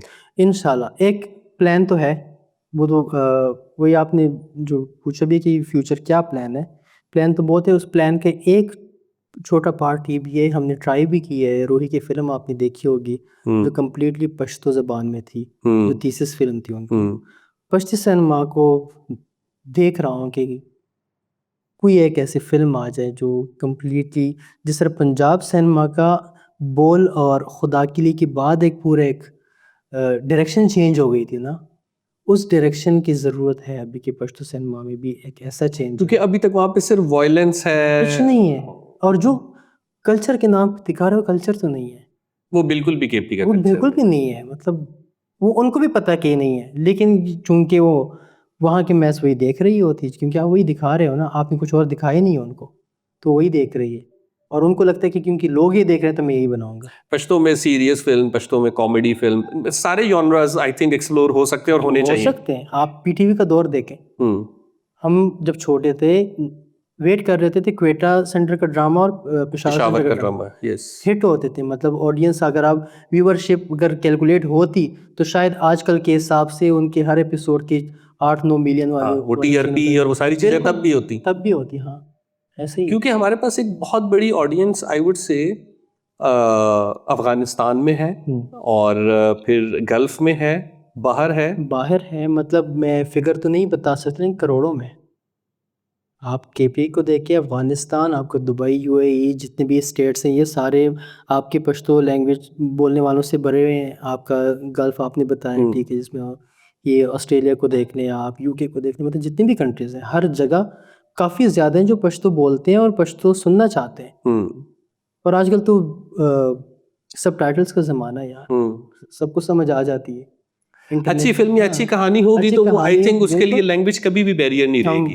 पर्शियन सिनेमा देखते हैं, हम फ्रेंच देखते हैं सबटाइटल्स के साथ, तो पश्तो भी देखी जा सकती है। बिल्कुल देखी जा सकती है।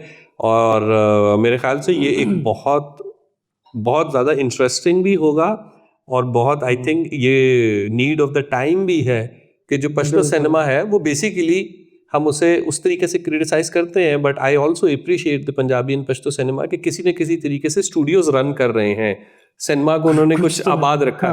लेकिन अगर उसी में एक बेहतर स्टोरी टेलिंग आ जाए और जो लोग पढ़ लिख के उस तरफ नहीं जा रहे वो जाएं तो उसी को इवॉल्व कर सकते हैं ना, बिल्कुल। आई थिंक, और करना भी हाँ। चाहिए। जरा रिसेंटली मुज़ाकरात में देख रहा था जिसमें वो बुलाया हुआ था जहांगीर जानी को, जो बहुत मुझे बहुत बड़े पसंद थे। है। हाँ, अब किसी ने उसके बारे में यही लिखा हुआ था कि जहांगीर जैसा कैरेक्टर जो है, जैसा एक्टर है, मतलब इतने अरसे पीटीवी के साथ एसोसिएट बिल्कुल। रहे, इनके अलावा भी काफ़ी एक्टर्स थे। अगर उनको एक ऐसा कंटेंट दिया जाए या ऐसा स्क्रिप्ट दिया जाए, क्या वो नहीं बेहतर परफॉर्म करेंगे? बिल्कुल करें। लेकिन एक पॉइंट पे आके रोजी रोटी भी तो है ना। हम उनके जब चलती जब है बन ना। ही नहीं रहा तो क्या करें, हाँ, क्योंकि मैंने जहांगीर का काम पीटीवी के जमाने का बिल्कुल, देखा हुआ है। हाँ। फिर एक पीटीवी पेशावर से प्ले आया करता था, क्योंकि मैं झूठ नहीं बोलता, कॉमेडी का, कॉमेडी का बिल्कुल। और वो भी बहुत इंटरेस्टिंग था। वो सारा पाकिस्तान बैठ के हाँ। देखता था। बट आई थिंक वही वाली बात है कि अब जरूरत है कि उसमें ज्यादा से बिल्कुल। ज्यादा हम जो अपनी लैंग्वेजेस हैं उसके अंदर ऐसे आर्ट को प्रोड्यूस करें। हाँ। आप कोई एलिमेंट्स रखते हैं, आपके कोई सर्टन स्पेसिफिक एलिमेंट्स हैं डिजाइन में, आर्ट में, या बस जिस तरीके की क्लाइंट की या प्रोडक्ट की नीड होती है? तो नहीं, वो तो ऑब्वियसली आप जब प्रोजेक्ट्स आपके पास आते हैं तो कैटेगरी होती है उसकी। कुछ प्रोजेक्ट्स होते हैं जो अच्छा क्लाइंट को ये चाहिए, ये दे दो, उससे सिर्फ पैसा कमाना है। कुछ प्रोजेक्ट्स होते हैं जिनको आप चाहिए होते हो क्लाइंट को कि मुझे आपका काम चाहिए। तो उसमें हर बंदे का डिफरेंट प्रोसेस होता है। मेरा प्रोसेस फ़िल्म के लिए डिफरेंट है, फैशन और उसके लिए डिफरेंट होता है। लेकिन मोस्टली जो मेरी जनरल स्टडी होती है या रिसर्च होती है, वो ज़्यादातर पेंटिंग्स, मूवीज़, उनके फ्रेम्स होते हैं। उनकी डिटेलिंग जिस तरह की चीज़ें होती हैं या उनका जिस तरह प्रोसेस होता है, तो मैं देख रहा होता हूँ, बुक्स पढ़ता हूँ, ट्रैवल करता हूँ। एक सवाल, उसका आप बेशक जवाब देना चाहें या ना देना चाहें, इंडस्ट्री में जो इस वक्त आर्ट डायरेक्शन हो रही है, हुँ। किसी का काम अच्छा लगता है या किसी का बहुत बुरा लगता है कि मुझे क्यों नहीं मिला? बुरा लगने की तो मैं बात नहीं करूँगा, क्योंकि ऑब्वियसली फिर वही उसकी बात स्टैंडर्ड की बात आ जाती है, ठीक है? क्योंकि मैं जिस नज़र से एक काम को देखता हूँ, शायद जिस बंदे ने किए हैं उसका वो बेस्ट होगा, ठीक है? या किसी के लिए वो बेस्ट होगा। लेकिन हाँ, अगर अभी जो फैशन इंडस्ट्री की अगर बात की जाए या पाकिस्तान में जितने आर्ट डायरेक्टर्स काम कर रहे हैं, तो उसमें मुझे से हाशिम का काम अच्छा लगता है।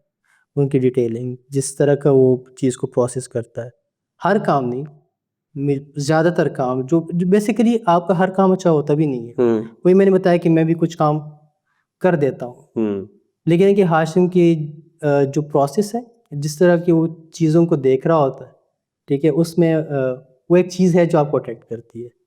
एज़ एन आर्ट डायरेक्टर अगर मैं पाकिस्तानी आर्ट डायरेक्टर का काम देखता हूँ, मैं हाशिम का देखता हूँ उस तरह से, उस नज़र से।